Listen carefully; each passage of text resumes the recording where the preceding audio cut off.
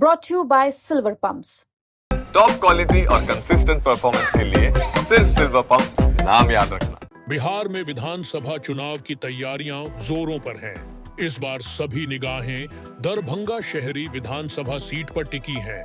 एक ओर बीजेपी का अनुभवी चेहरा संजय सरावगी है, तो दूसरी ओर विपक्षी खेमा नए समीकरण बनाने में जुटा है।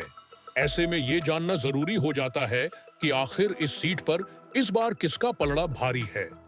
दरभंगा शहरी सीट मिथिलांचल की सबसे प्रमुख सीटों में मानी जाती है। यह सीट न केवल शैक्षणिक और सांस्कृतिक दृष्टिकोण से अहम है, बल्कि राजनीतिक रूप से भी यह वीआईपी सीट मानी जाती है। यहाँ पर शिक्षित मतदाता वर्ग की संख्या अधिक है और यह सीट बिहार की राजनीति में दिशा तय करने वाली सीटों में से एक मानी जाती है।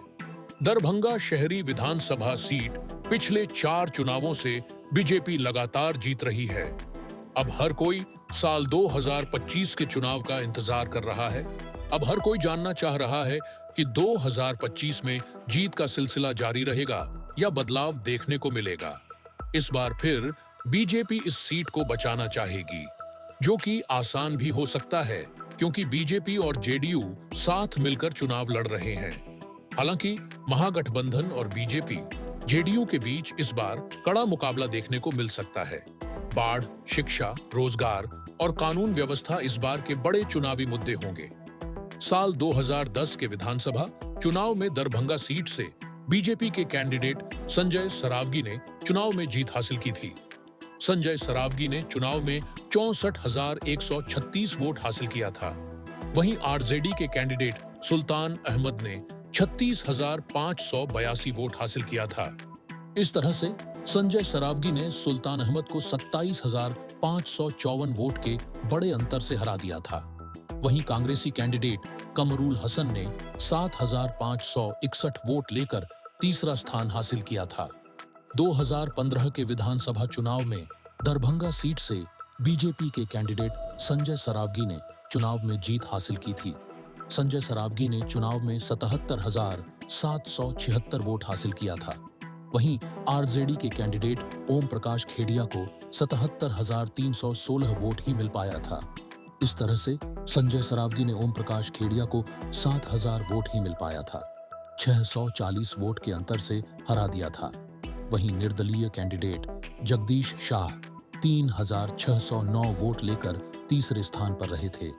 2015 के विधानसभा चुनाव में दरभंगा सीट से बीजेपी के कैंडिडेट संजय सरावगी ने चुनाव में जीत हासिल की थी। उन्होंने आरजेडी के कैंडिडेट अमरनाथ गामी को मात दी। संजय सरावगी ने अमरनाथ गामी को 10,639 वोट के अंतर से हरा दिया था। सामाजिक जातिगत समीकरण इस सीट पर कुल मतदाता की संख्या 3 लाख के करीब है, जिसमें पुरुष मतदाता की संख्या 53.03% है। महिला मतदाताओं की संख्या 46.5% है। मुस्लिम और ब्राह्मण वोटरों की आबादी अच्छी है। वहीं राजपूत, भूमिहार, कोयरी, कुर्मी, पासवान और यादव मतदाता भी अच्छी संख्या में हैं।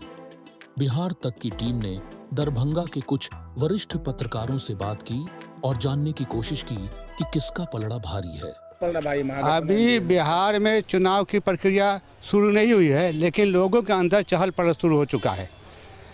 और एक तरफ एनडीए है और एक तरफ जो है यूपीए है, और वोट दो ही के पास है, जो है बीजेपी और आरजेडी। बाकियों पार्टी के पास वोट नहीं है, चाहे वो कांग्रेस हो चाहे जेडीयू हो, उसके पास भी वोट नहीं है। बिहार में 2 के पास वोट है, भाजपा और आरजेडी। अब रह के बीच में अभी आ रहा है वोट कटवा। नहीं, पहले उसमें बताइए ना, ये दोनों में कौन किसका पल्ला भारी है? और इन दोनों में काफ़ी संघर्ष रहेगा।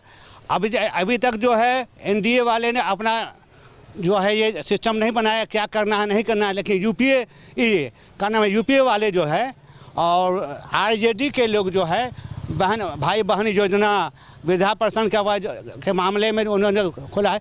लोग क्या होगा यह आगे बताना मुश्किल है। देखिए, अभी जो अन्य प्रांतों में चुनाव हुआ है उसमें बीजेपी लगातार जीतते हुए आ रही है।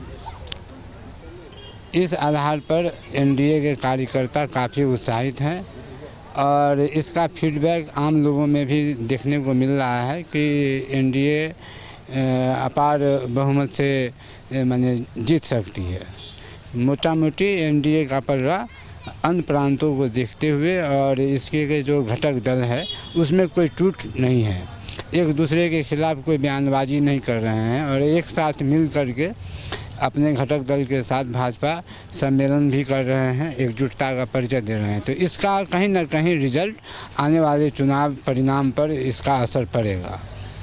लेकिन बिहार में विकल्प के रूप में जनसुराज भी आई है, प्रशांत किशोर, क्या जी खेल बिगाड़े नहीं? हाँ, जनसुराज तो है और यहाँ के जनता लोग चाह रहे थे कि एक विकल्प के रूप में कोई पार्टी आए।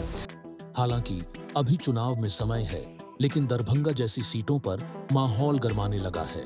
समीकरण हर रोज बनते बिगड़ते रहेंगे, लेकिन फिलहाल की हवा किस ओर बह रही है इसकी हल्की झलक अब मिलने लगी है।